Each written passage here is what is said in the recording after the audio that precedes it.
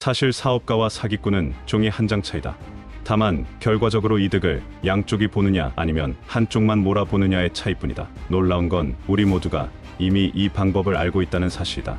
인생 성공을 가져오는 강력한 한방이 된다. 절박하게 매달리면 아무도 매력을 느끼지 못한다. 이것이 바로 비즈니스 로맨스다. 당신이 하는 모든 이야기가 부자 연어.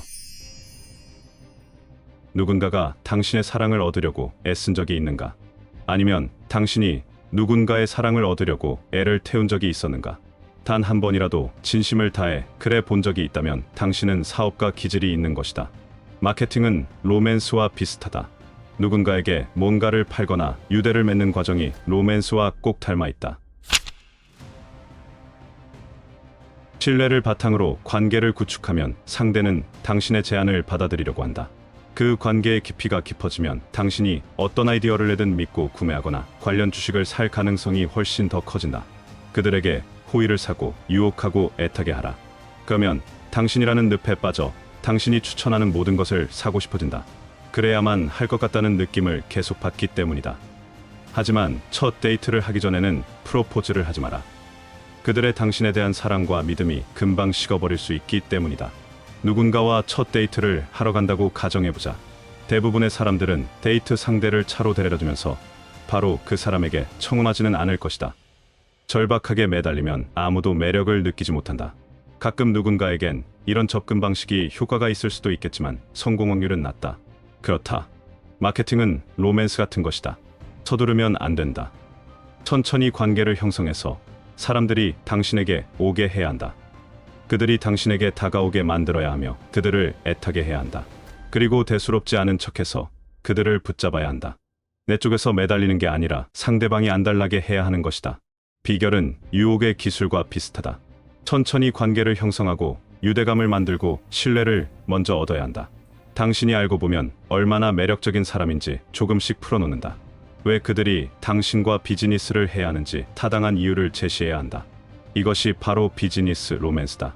잠재 고객이 당신을 믿어도 될 만큼 충분히 안심하면 그 신뢰는 당신이지 않는 게 무엇이든 간에 구매로 이어지게 되어 있다. 중간 과정을 생략하고 결과를 얻을 거라고 기대해서는 안 된다. 매출을 못 올리는 마케팅을 하는 사람들이 빠지는 가장 큰 함정이 있다. 그 중에 하나는 모든 것을 말해줘서 모두에게 팔아야 하고 모든 이들에게 호소를 해야 한다고 생각하는 것이다.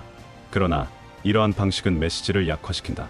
진짜는 단둘이서 개인적으로 은밀한 대화를 하듯이 하는 것이다. 마음속으로 이상적인 잠재 고객 단 한 사람을 선택하고 그 한 사람에게 직접 말하는 척하는 것이다. 마치 그 한 사람에게만 믿을 만한 정보를 알려주는 것처럼 말이다. 다수에게 말하는 것이 아니라 당신이 오직 나에게만 말한다고 생각하게 해야 한다. 청중을 둘러싼 대학 강연이 아닌 한 사람에게 하는 귓속말 같은 그런 느낌이다. 그런 메시지는 마치 당신이 이미 나에 대해서 알고 있다는 착각을 불러일으킨다. 우리의 관계가 이미 친밀해졌다는 느낌이 드는 것이다. 사람들과 어떤 대화를 하든 의사소통을 할 때는 그 사람들의 언어를 이용하는 것이 좋다. 그들의 언어라는 것은 내가 대화할 상대의 수준에 맞춰 그 사람의 말하는 방식대로 얘기하라는 뜻이다. 그러면 상대와의 유대감은 빠르게 깊어진다. 친구를 사귈 때도 비슷한 경험이 있는 친구나 비슷한 환경에 놓인 친구들끼리 잘 어울리지 않던가. 다시 말해서 자연스럽게 행동하고 친근한 친구와 우리들만의 대화법으로 대화하는 것이다. 친구와 앉아서 수다를 떠는 것처럼 직접 대화하는 방식으로 이야기하는 것을 말한다. 당신에게 소개할 수 있어서 영광입니다. 라고 시작하는 것이 아니다. 왜 이 정보가 당신에게 필요한지를 넌지시 알려주는 것이다. 사람 심리라는 것이 정말 웃긴 부분이 있다. 나에게 헌신적인 사람보다는 나를 애타게 하는 사람 마음이 더 탐이 난다. 부르면 금방 와주는 사람보다는 몇 번의 연락 끝에 겨우 연락이 닿는 그런 사람에게 자꾸 마음이 간다. 한 번에 자기에 대해서 모두 얘기해주는 사람보다는 만날 때마다 조금씩 감질나게 알려주는 사람에게 신경이 쓰인다. 바람기 많고 바빠서 자주 못 만나는 사람인 줄 알면서도 헤어지지 못하는 이유는 늘 애타게 하고 만나면 또 나밖에 모르는 사람처럼 유혹하기 때문이다. 그래서 그런 사람과 보낼 수 있는 시간을 영광으로 여기기도 한다. 이런 심리전은 어디에나 통한다. 이런 방법이 가치 있는 서비스나 물품을 만나면 그 사업이 날개를 달게 되는 것이다. 관계 형성과 유대감을 만드는 방법은 무엇이 있을까? 사람들은 돈을 벌기 위해 일하지만 결국 자신이 옳다고 강요하기 때문에 좋은 결과를 얻지 못한다. 사람은 누구나 자신이 인정받고 싶어하는 욕구가 있다. 더불어 모두가 자신의 사리사욕을 생각한다는 점을 기억하라. 사람들은 자신이 세상에서 가장 중요한 사람이거나 적어도 자기 세상에서 가장 중요한 인물이라고 생각한다. 모든 사람은 특별하고 인정받기를 원하고 있다. 이런 깊은 선천적 욕구는 정도의 차이는 있지만 우리 모두에게 있다. 이런 욕구가 잘 해소되지 않는 이유는 우리가 살면서 마땅히 받아야 하는 인정을 잘 받지 못하기 때문이다. 종종 인정받아야 한다고 생각하는 것들이 간과되거나 무시된다. 적어도 스스로 존중을 받지 못한다고 느낀다. 이는 우리 모두에게 타고난 열망이다. 여담이지만 어떤 사람이 술집에서 월급의 3분의 1을 쓴다고 들은 적이 있다. 돈을 열심히 벌려고 노력하는 사람이었기에 너무 이해가 안 가서 왜 쓸데없는데 돈을 버리는지 물었다. 그는 이렇게 말했다. 난 이게 쓸데없는 짓이라고 생각하지 않아. 그 술집 사장은 내 얘기를 정말 잘 들어줘. 귀담아 들어주는 그 자세에서 술값이 아깝지 않을 만큼의 존중받는 느낌이 들어. 그게 나의 원동력이 될 때가 많아. 누군가는 미친놈이라고 할지도 모른다. 하지만 그 마음이 어떤지 충분히 이해가 갔다. 그 술집 사장은 마케팅의 고수였던 것이다. 사람이 가진 기본 심리를 알면 사업이 더 번창할 수밖에 없다. 묵묵히 상대의 얘기를 귀담아 듣는 것만으로 매상이 올라간다. 이처럼 사람들은 다른 쪽에서라도 존중받고 싶은 욕구를 충족하고자 한다.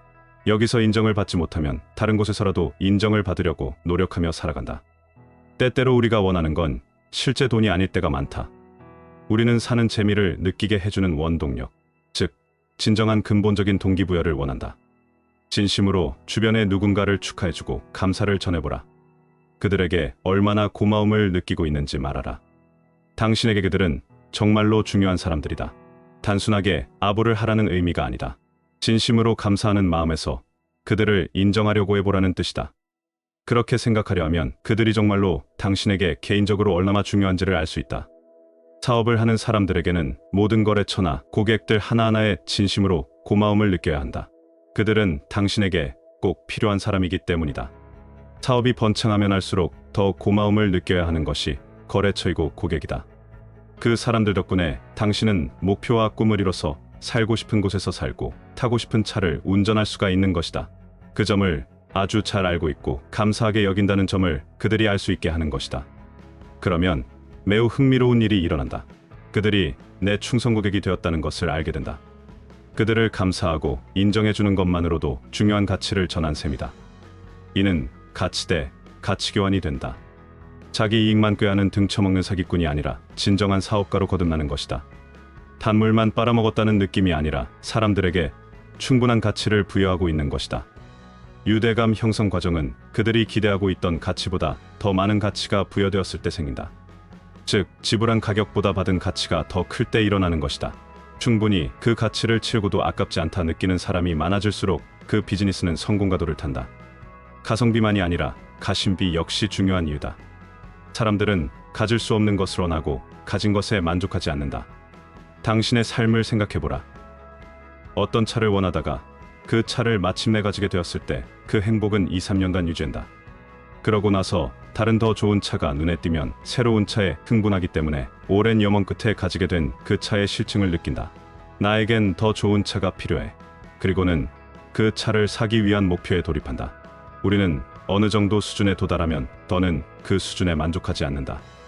인간은 만족을 모르는 욕망의 동물이라 하지 않던가. 더 많이 원하고 새로운 다른 것을 원하고 흥분을 느끼기를 원한다. 계속 변하고 싶어한다. 생각해보면 이것이 사람들이 많은 친구들에게 질리는 이유이기도 하다. 계속 활기가 넘치는 것이 아니기에 바꾸게 된다. 그래서 말하고자 하는 요점이 대체 무엇일까? 계속 새로운 것으로 바꾸면서 과시하라는 얘기가 아니다. 현명한 기업가는 그 점을 유리하게 이용할 줄 안다. 이러한 생각들이 모든 지구상의 인간들에게 있기 때문에 그것을 이용하는 것이다. 비슷한 자기계발서에 질리면 기막힌 다른 무언가가 없나 찾게 된다. 반려동물이나 부동산 등에 빠진 사람들 역시 다른 새로운 내용이 없는지 찾는다. 그 범위를 벗어나지는 않지만 그 안에서 계속 새로운 것을 원하는 것이다. 구매자들이 만족할 줄 모르는 욕구를 충족시킴으로써 그들을 행복하게 만드는 동시에 당신 역시 스스로 중독된 물건을 더 많이 더 크게 살 수 있다. 당신이 원하는 부를 창출해 당신의 만족할 줄 모르는 욕구와 갈망을 충족시키는 동시에 그 과정에서 고객의 욕구와 갈망도 충족시킬 수 있는 것이다. 모두가 이득이 된다. 그들은 계속해서 더 많은 것을 원하고 관심 있는 분야에서 더 많은 것을 갈망할 것이다. 만약 당신이 그 욕구를 충족시켜주지 못한다면 그들은 가려운 곳을 긁기 위해 다른 곳으로 가버릴 것이다. 당신의 사업이 점점 나빠지고 있다면 아마 이 때문이다.